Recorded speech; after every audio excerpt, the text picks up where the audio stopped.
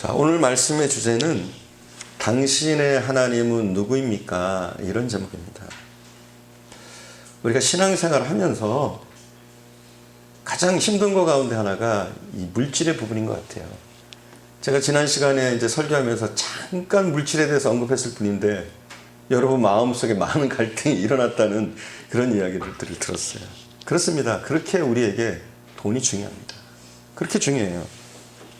우리 모두는 돈과 끊을 수 없는 관계를 맺고 우리 일생을 살아갑니다. 그 누구도 돈에 대해서 나 몰라라 하면서 나는 상관없다 하면서 인생을 살 사람은 단 한 사람도 없습니다. 근데 중요한 것이 있어요. 누구든지 자기의 삶이 어떠한가, 자기의 신앙이 어떠한가 설명하기 위해서 돈 앞에 서야 된다, 이런 말이 있어요. 그렇습니다, 여러분. 돈 앞에 서게 되면 내 신앙이 어떤지 체크가 가능합니다. 돈 앞에 서면 내 인격이 어떤지 드러납니다. 그래서 이 돈이라는 것이 굉장히 우리에게 엄청난 존재처럼 느껴집니다. 여러분은 돈을 어떻게 생각합니까? 대부분 사람들은 돈을 어떻게 생각합니까? 어떤 사람은 돈이 행복을 주는 수단으로 여깁니다. 또 돈이 있으면 권력이 있다라고 얘기하는 사람들이 있습니다. 어떤 사람들은 돈이 우리의 안전을 책임져주고 우리의 방패처럼 여기는 사람들이 있습니다. 심지어는 어떤 사람들은 나의 건강도 돈이면 된다 생각합니다. 내 생명조차도 돈이면 된다 생각하는 사람들이 있습니다. 그만큼 사람들에게 돈은 절대적인 존재가 되어집니다. 이렇게 돈을 높이다 보니까 돈의 횡포가 얼마나 심한지 모릅니다. 돈은 우리도 모르는 사이에 우리를 지배하는 폭군이 되어졌습니다. 얼마나 그 세력이 무서운지 돈의 힘 앞에 법도 너무나 허무하게 쓰러지는 경우를 많이 봅니다. 돈의 힘 앞에 때로는 교회조차 흔들리는 모습들을 종종 보게 됩니다. 오늘 본문에 보니까 예수님은 이렇게 돈과 우리와의 밀접한 관계를 너무나 잘 알고 계셨어요. 꿰뚫어 보셨습니다. 얼마나 인간에게 쌓고 싶은 욕구가 심한지, 물질에 대한 욕구가 심한지를 들여다보셨습니다. 그리고 돈과 우리의 마음, 이걸 뗄래야 뗄 수 없다는 사실을 우리 하나님이 보셨습니다. 그리고 주님이 인정하셨습니다. 그래서 이렇게 선언하십니다. 내 보물이 있는 곳에 내 마음도 있다, 이렇게 말합니다. 뗄래야 뗄 수가 없다는 거죠. 마음과 돈, 이걸 뗄 수가 없다는 거죠. 주님은 현실 그대로 인정하셨습니다. 우리의 모습을 정확하게 파악하셨습니다. 근데 무서운 것은 무엇이냐면, 주님이 염려하시는 것은 무엇이냐면, 이렇게 되다 보면 더 나가서 우리는 연약하기 때문에 마치 돈을 하나님처럼 섬길 수 있다, 이런 사실이에요. 우리 주님께서는 우리가 돈을 하나님처럼 숭배할 수 있는 위험성에 대해서 심각하게 염려를 하십니다. 그래서 오늘 본문에 보니까 하나님을 섬기든지 돈을 섬기든지 둘 중에 하나를 택하라, 이렇게까지 말씀하시는 것을 보게 됩니다. 우리 주님은 돈과 우리 인간과 돈이 끊을래야 끊을 수 없는 관계라는 것을 명확하게 오늘 본문에서 말씀합니다. 그리고 이렇게 충고합니다. 그렇게 돈이 귀중하냐? 정말 소중하냐? 그렇다면 땅에다 쌓지 말아라, 이렇게 말씀하십니다. 여러분, 주님이 하시는 말씀을 잘 귀담아 들어야 돼요. 주님은 허투루 말씀하시지 않으십니다. 땅에다 쌓지 말라 말씀하십니다. 왜요? 먼저 내가 아무리 노력해도 다 이룰 수 있습니다. 그런 경우들 종종 봐요. 열심히 일했지만 어느 날 갑자기 사업이 부도나서, 어느 날 갑자기 사고가 생겨서, 어느 날 갑자기 죽음이 내게 찾아오니까 모든 걸 다 잃어버리는 경우 너무나 많이 봅니다. 심지어는 돈을 벌었습니다. 그리고 아들은 좋은 대학에 들어갔습니다. 좋은 직장에 취직했습니다. 그런데 한 가족이 여행을 갔다가 다 죽고, 그래서 그 열심히 모았던 모든 재산, 모든 것이 국고로 환수되는 경우도 종종 있습니다. 그러니까 우리는 몰라요. 어떤 일이 어떻게 있을지 모르기 때문에 주님은 뭐라고 말씀하시느냐? 땅에다 쌓지 말라 말씀하십니다. 분명 주님이 이렇게 말씀하시는데 우리는 어떠냐면 허투루 듣습니다. 왜 땅에다 안 쌓으란 말이야? 그럼 땅에다 쌓지 말고 어디다 쌓으란 말인가? 이런 얘기를 할 때가 많습니다. 여러분, 여러분에게 정말 물질이 소중하다면, 그렇게 소중하게 여기신다면 땅에다 쌓지 마시기를 바랍니다. 우리가 20절을 함께 봉독하겠습니다. 20절, 6장 20절입니다. 우리가 함께 봉독하겠습니다.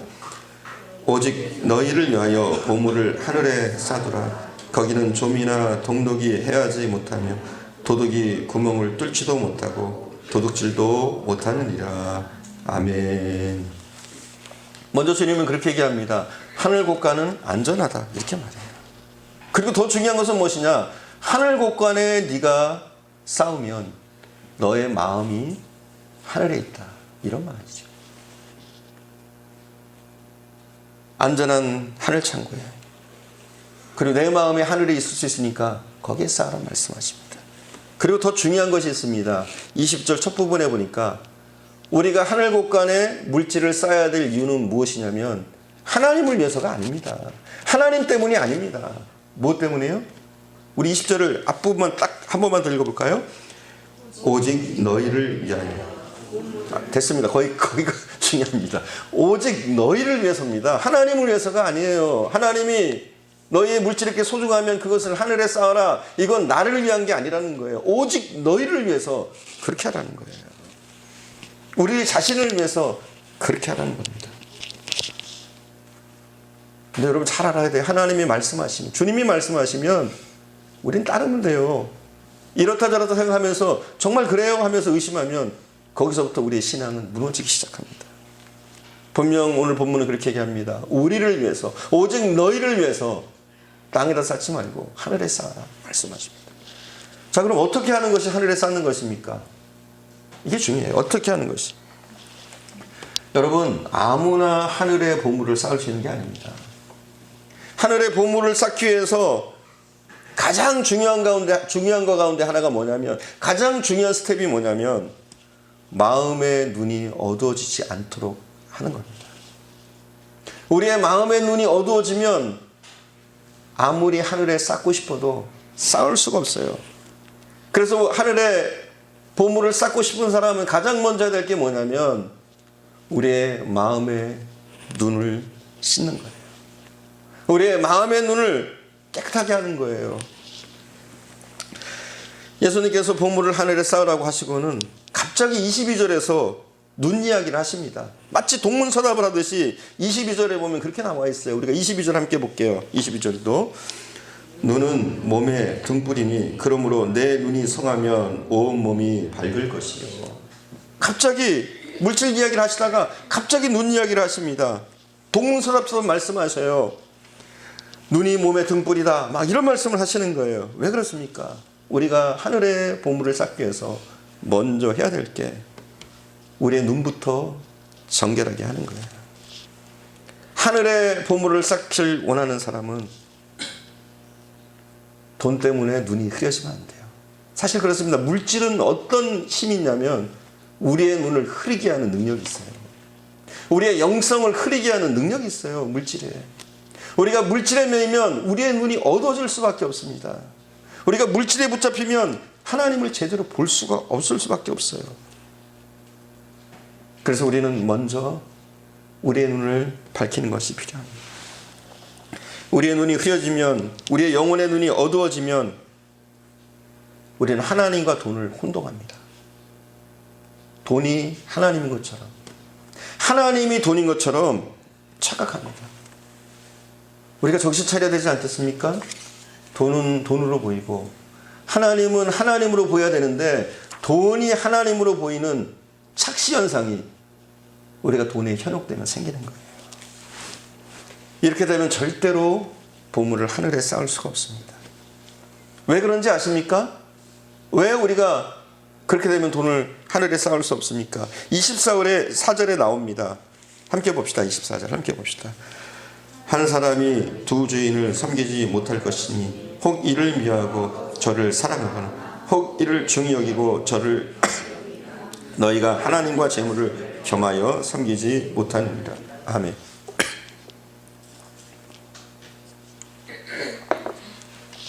우리가 돈을 사랑하다 보면 돈이 하나님처럼 됩니다. 오늘 본문도 얘기해요. 둘을 같이 섬길 수 없다 이렇게 말해요. 근데 우리는 뭐라고 그럽니까? 우리는 둘 다 할 수 있어요. 그럽니다.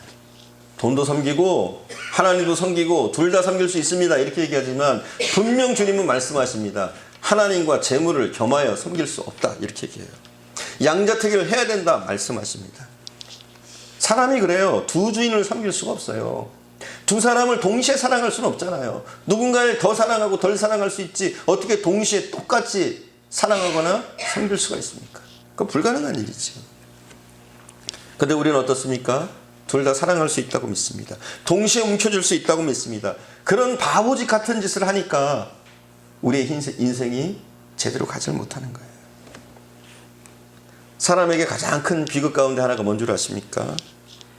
돈이 하나님으로 보이기 시작하는 거예요. 이게 비극인 겁니다.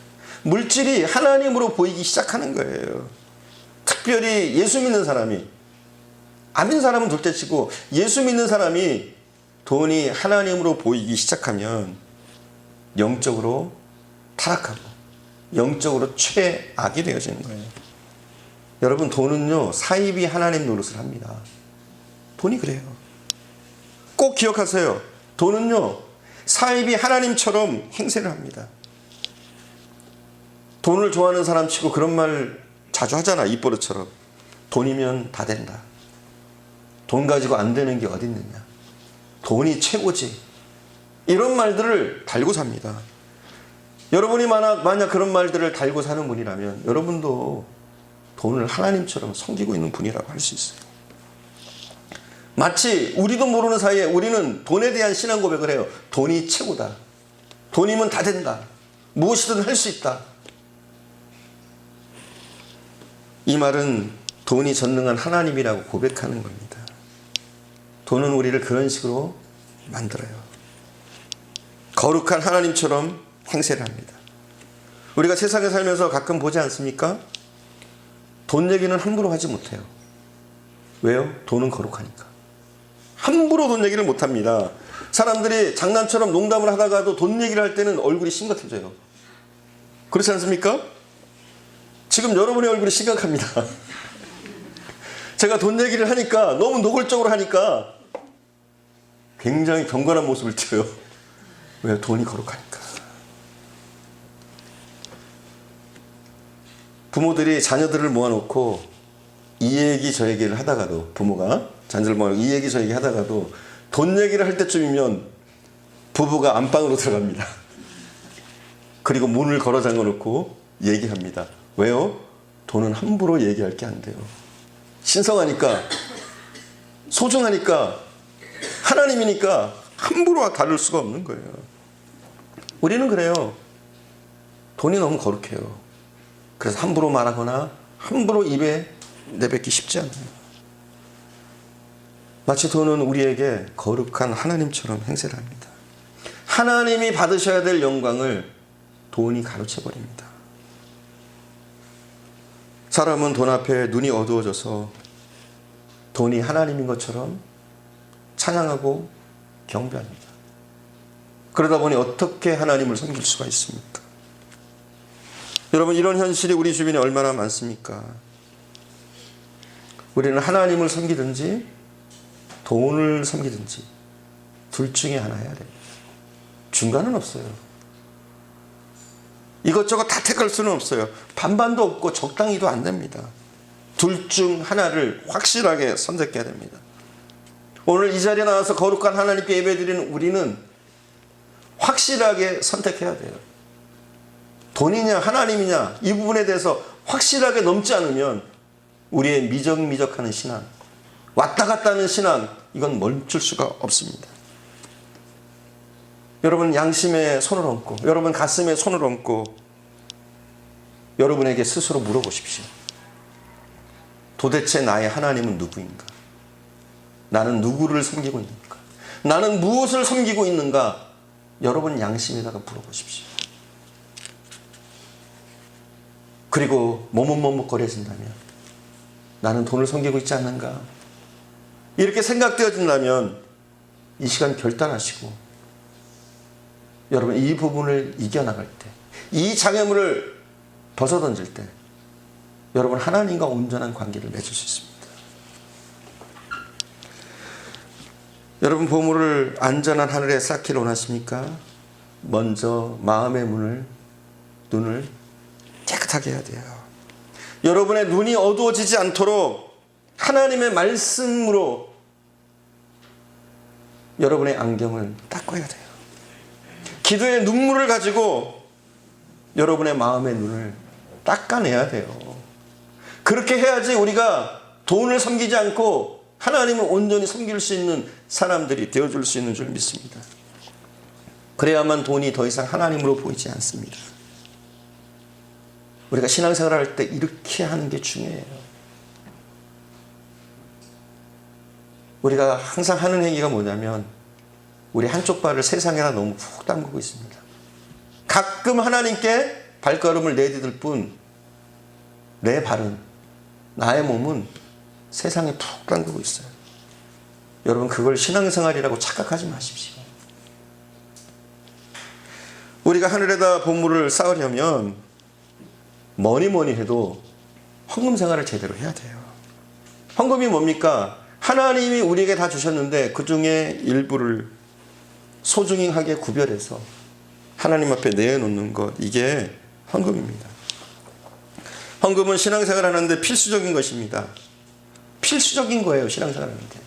그래서 우리가 예배 드릴 때 찬양과 경배와 기도와 말씀 선포가 있어요. 그런데 헌금도요, 예배의 한 부분이에요. 그래서 우리가 하나님 앞에 헌금을 드리지 않는 것은 뭐냐면 온전한 예배가 이루어질 수 없다는 거예요, 여러분. 어떤 면에서 헌금만큼 우리의 인격과 신앙을 정확하게 판단할 수 있는 잣대가 없습니다. 많은 목사님들이 그렇게 생각하고 저도 그렇게 생각합니다. 교회 다니면서 가만히 사람들이 하는 말을 들으면 너무나 신앙이 좋은 것처럼 느껴지는 분들이 있어요. 말을 들으면 그래요. 굉장히 신앙이 좋은 것처럼 느껴집니다. 얼마나 믿음이 좋은지 그 말을 들으면 정말 신앙이 좋은 사람처럼 느껴져요. 그리고 교회에서 봉사하는 것을 보면 저 사람이 믿음이 있는 사람인가 보다 이렇게 느껴집니다. 그리고 어떤 사람은 기도도 참 많이 해요. 그러나 정작 돈 앞에 서면 너무나 연약해지는 분들이 많은 것을 봅니다. 저는 그 사람이 어떠한가 보려면 그 사람이 돈을 어디다 쓰는 것을 보면 그 사람을 판단할 수 있다고 봐요. 그게 인격이에요. 우리가 물질을 어떻게 씁니까? 마찬가지예요. 우리가 하나님 앞에 드리는 이 예물을 어떻게 드리는가, 이것을 보면 이 사람이 정말 하나님을 사랑하는 사람인가, 신앙이 있는 사람인가 분명하게 평가할 수가 있어요. 그래서 우리는 헌금 앞에 서는 거예요. 돈 앞에 서는 겁니다. 헌금은 우리를 정확하게 시험할 수 있는 시험될 수 있어요. 그래서 그 사람이 헌금하는 모습을 보면 얼마나 아낌없이 하나님 앞에 드릴 수 있는가, 얼마나 하나님 앞에 마음을 쏟고 있는가, 이런 것들을 알 수가 있습니다. 그래서 어떤 사람은 이렇게 말합니다. 헌금이야말로 우리가 어떤 신앙을 가진 사람인가를 과학적으로 명확하게 밝혀준다.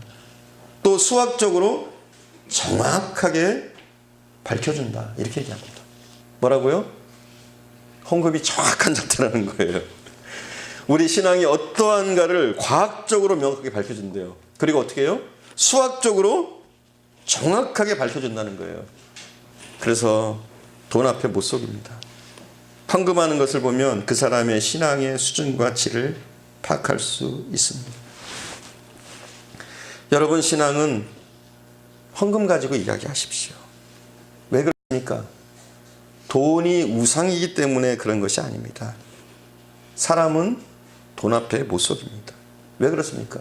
그만큼 우리에게 이 돈이, 이 물질이 굉장히 중요한 거예요. 그래서 우리의 인격, 돈과 결부시키면 보입니다. 우리의 신앙, 헌금 문제를 보면 보이는 거예요. 그만큼 중요해요. 우리 교회도 보면 그래요. 정말 열심을 다해서 제가 볼 때 저분은 정말 최선을 다하는구나 하면서 헌물을 드리는 분들이 있어요. 근데 그런 분들을 보면 복을 받더라고요. 저는 기복신앙을 주장하는 사람은 아니에요. 하지만 그런 분들 보면 어떤 면으로든 복을 받더라고요. 저는 물질의 복만 얘기하는 게 아니에요. 자녀들에게 내려지는 축복들, 그리고 그 사람 가정에, 그 가정에 내려지는 하나님의 은혜의 손길들, 이런 것들을 봅니다. 그렇게 헌신하는 분들 보면. 그래서 결국은 어떻게 됩니까? 잘 돼요. 그냥 잘 되는 것이 아니라 영혼과 삶이 잘 되더라고요. 근데 어떤 분들은 어떠냐면은 돈이 하나님이 되어서 머뭇거리면서 사는 사람들이 많습니다. 그 부분만 해결되면 하나님의 축복의 길들이 열릴 텐데, 하나님의 은혜의 손길이 내릴 텐데, 그 부분이 해결되지 않아서 안타깝게 살아가는 사람들 보면 제 마음이 굉장히 답답하고 힘들 때가 있습니다. 지난 시간에 우리가 어떤 부자 청년을 보았잖아요. 그죠? 부자 청년. 그에게는 영생에 대한 갈망함이 있었습니다. 구원에 대한 갈망함이 있었습니다. 그리고 예수님께 찾아왔습니다. 근데 이 청년의 문제는 뭐예요? 돈이었어요. 이 청년의 문제. 재산이었어요. 누구보다도 예수님은 잘 아셔서 그 청년에게 물으십니다. 네가 정말 천국을 원한다면, 네가 먼저 구원을 원한다면 네가 먼저 해야 될 게 있다. 그게 뭐냐? 내 재산을 팔아서 가난한 자들에게 나눠주라. 쉽게 얘기해서 너의 물질 문제를 해결해라. 그리고 나서 나를 쫓고, 그리고 나서 영생에 대해서 이야기해라. 말씀하시는 것을 보고. 그러나 그 청년이 어떻게 됐습니까? 물질과 하나님 사이에 갈등하다가 결국은 돌아서서 집으로 가버립니다. 그때 주님이 유명한 말을 하십니다. 그 말이 뭐냐면, 얘들아, 부자들이 구원받기가 얼마나 힘들 줄 아냐? 낙타가 바늘길을 통과하는 것보다 어렵다, 이렇게 말씀하셔요. 신앙생활을 한다고 하면서 헌금에는 굉장히 인색한 분들을 보게 돼요. 근데 이런 분들에게 주님은 양자택일하라고 하실 거예요. 여러분은 어떻습니까? 여러분의 재산을 택하시겠습니까? 하나님을 택하시겠습니까? 여러분의 마음에 손을 얹고 물어보아야 합니다. 만약 이 문제가 해결되지 않은 상태로 적당히 교회만 왔다 갔다 하면 하나님의 나라에 들어간다는 보장을 그 누구도 할 수가 없습니다. 세상에 있으면서 돈을 하나님으로 섬기던 사람이, 한번 생각해 봐요. 돈을 하나님으로 섬겼어요. 근데 천국에 갔어요. 이 사람이 돈을 하나님으로 섬기던 사람이 그래도 교회를 왔다 갔다 하니까 천국에 갔다고 해봐요. 그럼 그 사람이 천국에 가서 편하겠습니까? 거기 하나님이 안 계신데? 그렇단 말이에요. 이게 중요한 부분이에요. 헌금 가운데 여러분이 굉장히 불편함을 느끼시는 것이 뭐냐면 11조예요. 그죠? 11조. 이게 참 어려워요. 저는 그래서 그렇게 봐요. 11조를 할 수 있는 신앙은 대단한 거다. 이렇게 봐요. 믿음이 어느 정도 자라지 않으면 이건 힘들어요, 여러분. 그러니까 우리의 눈이 먼저 맑아져야지 하늘에 쌓는 것이 가능하다니까요. 이 11조를 할 수 있는 신앙은 이게 보통 신앙이 아니에요. 그래도 여러분이 한 10만 원 정도 벌 때는, 10만 원 정도 알바가 생길 때는 한 10,000원씩 헌금하는 거 쉬워요. 11조 하는 거. 어렵나요, 이것도? 한 10만 원 벌었는데 한 10,000원 헌금, 이 11조 하는 거 쉬워요, 이건. 그래도 좀 괜찮아요. 근데 여러분이 1,000만 원 벌었다고 해봐요. 그럼 얼마 내야 돼요? 100만 원. 쉬운 게 아니에요. 그러니까 이게 보통 신앙이 아닌 거예요. 그런데 간혹 보면은, 큰 교회 보면 그런 분들이 있어요. 1억씩 11조를 해요. 놀라지도 않으시네. 1억씩 하는 분들이 있어요. 근데 그분들의 신앙을 우습게 볼 게 아니에요. 대단한 거예요. 많이 벌었는데 그만큼 많이 낸다는 건 쉬운 일이 아니에요. 우리가 10만 원 벌 때 10,000원 하고 100만 원 정도 벌 때 10만 원 하는 거, 이 정도는 어느 정도는 돼요, 이게. 하지만 굉장히 어려워요. 10억 버는데 1억 한다. 100억 버는데 10억 한다. 쉽지 않습니다. 근데 여러분, 우리가 10만 원 벌 때 10,000원 못하면 절대 못해요, 그걸. 우리가 100만 원 벌 때 10만 원 하지 못하면 하나님이 많이 부어주실 때 그렇게 할 수가 없어요. 그렇기 때문에 하나님이 안 부어주시는 거예요. 여러분이 그릇이 그러니까 안 부어주시는 거예요. 그런데 우리가 작게 벌지만 하나님 앞에 성실하게 내가 하나님 것을 내가 하늘의 보물을 쌌습니다 하고 드리면 어떻게 됩니까?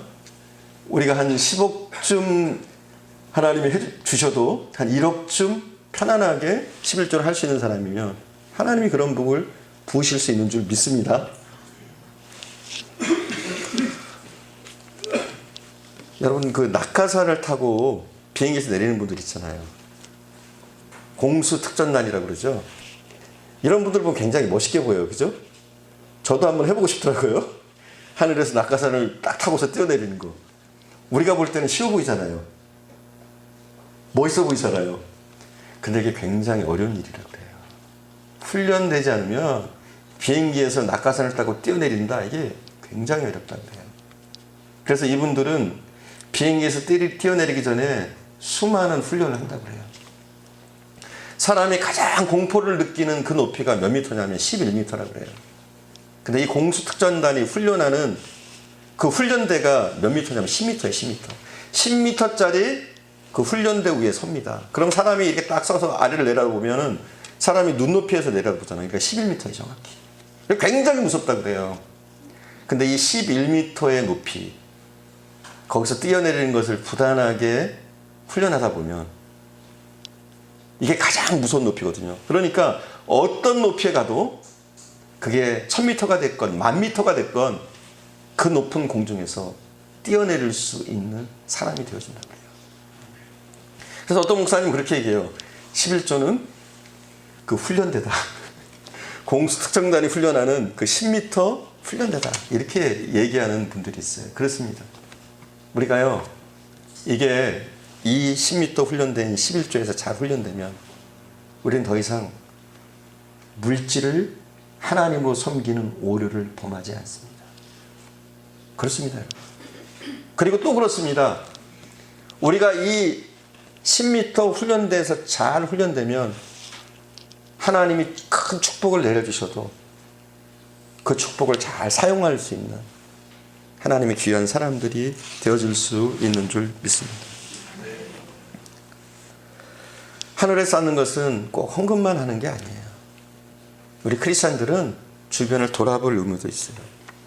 그래서 선교지를 돌아본다든지 선교사들을 후원한다든지 또 가난한 이웃에게 구제를 한다든지 또 훌륭한 미래 인재를 키우기 위해서 거기다가 나의 물질을 사용한다든지 이렇게 우리는 하나님의 나라를 위해서 쌓을 수가 있습니다.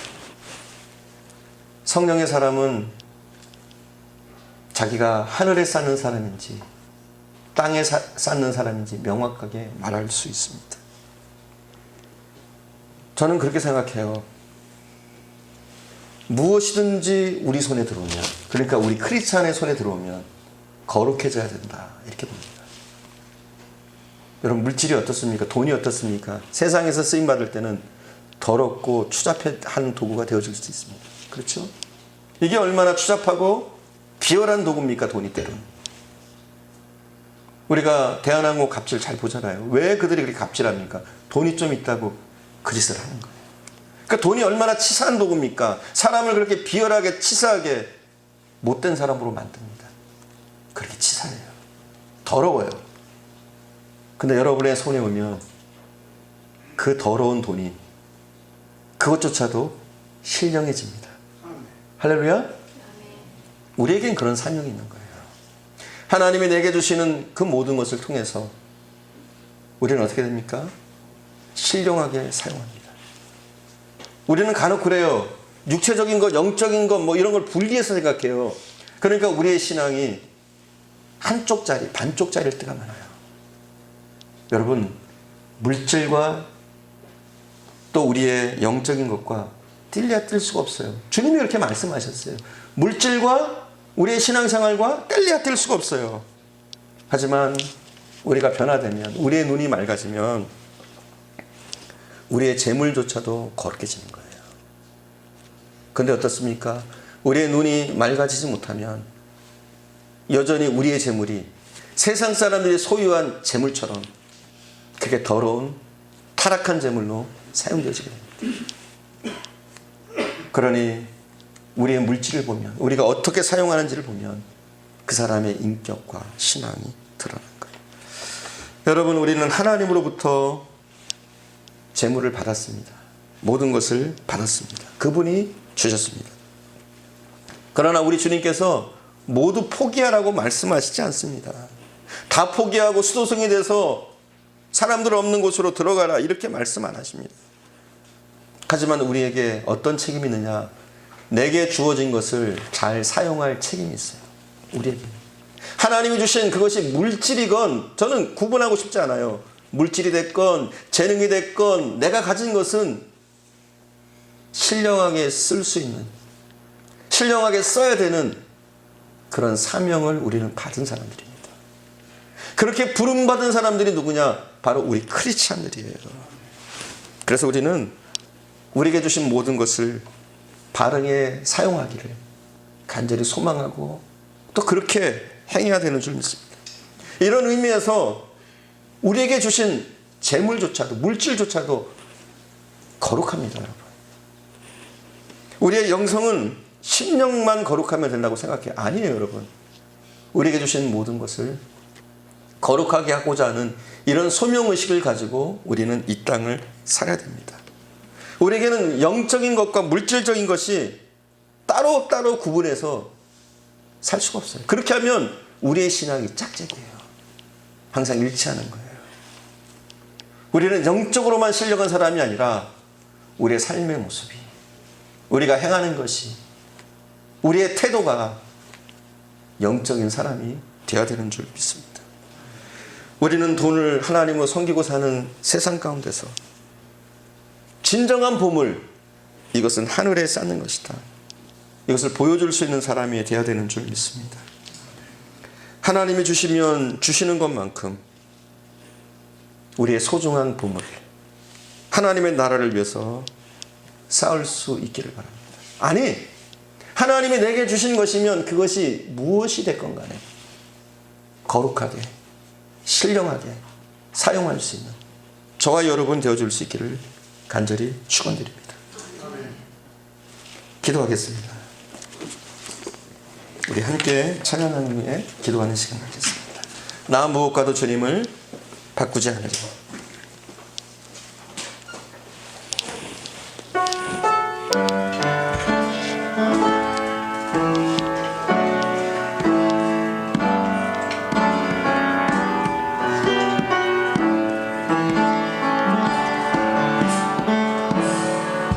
나 무엇과도 주님을 바꾸지 않으리.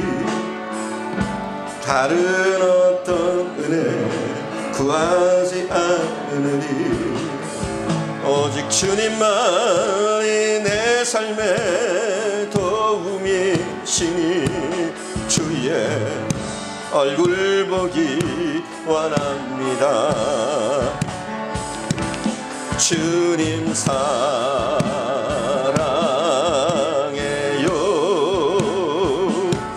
온 마음과 정성 다해 하나님의 신실한 친구 되기 원합니다. 친구 되기 원합니다. 한 번 더 나 무엇과도 주님을 바꾸지 않으리. 다른 어떤 은혜 구하지 않으리. 오직 주님만이 내 삶의 도움이시니 주의 얼굴 보기 원합니다. 주님 사랑해요.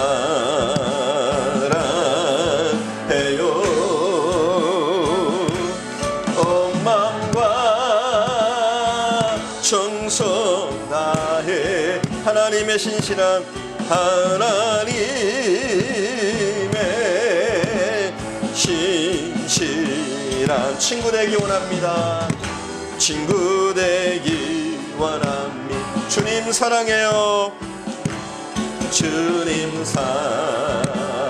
사랑해요. 온 맘과 정성 다해 온 맘과 정성 다해 하나님의 신실한 하나님의 신실한 제자 되기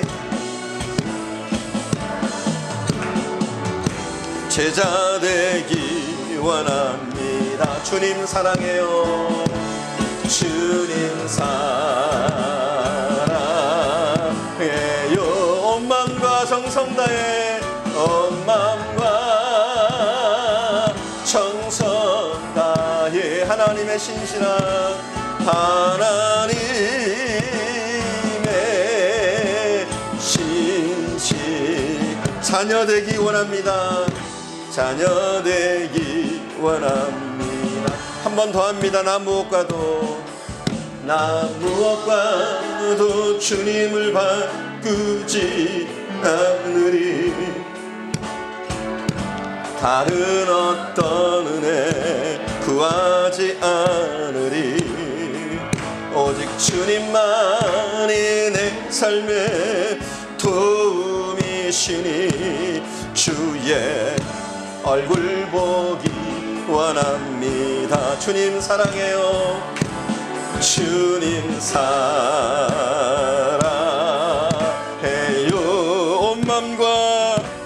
온 맘과 정성 다해 하나님의 신실한 친구 되기 원합니다. 하나님의 신실한 하나님의 신실한 자녀 되기 원합니다. 자녀 되기 원합니다. 하나님의 신실한 하나님의 신실 친구 되기 원합니다. 친구 되기 원합니다. 여러분의 마음에 여러분의 가슴에 손을 얹어 보십시오. 정말 나의 삶이 어떠했었는지, 나는 과연 하나님을 제대로 섬기고 있었는지, 아니면 돈을 우상처럼, 돈을 하나님처럼 섬기고 있지는 않았는지, 이 물질의 문제 때문에 걸려서 내가 하나님의 관계가 어지러지진 않았는지 여러분 생각해 보시기 바랍니다. 여러분의 손에 들어오면, 하나님 여러분에게 주시면, 여러분에게 주신 모든 것은 신령해져야 돼요. 우리는 우리의 영성만 신령하면 된다고 생각하는데 아니란 말이에요. 우리의 삶의 모습, 우리가 사용하는 모든 것, 우리 손에 들어오면 거룩하게 써야 될 사명에 있는 사람들이 바로 우리예요. 우리는 그런 사명을 맡은 사람들입니다. 내게 주신 재능, 내게 주신 모든 것, 하나님의 영광을 위해서, 하나님의 나라를 위해서 신령하게 써야 될, 정말 하나님이 원하는 곳에 써야 될 그런 책임들이 있는 사람들이에요. 그래서 우리는 물질 앞에서도 우리의 신앙이 떳떳한 그런 믿음의 사람들이 되어줄 수 있기를 바랍니다. 이 시간 함께 기도할 수 있기를 바랍니다. 함께 기도합니다.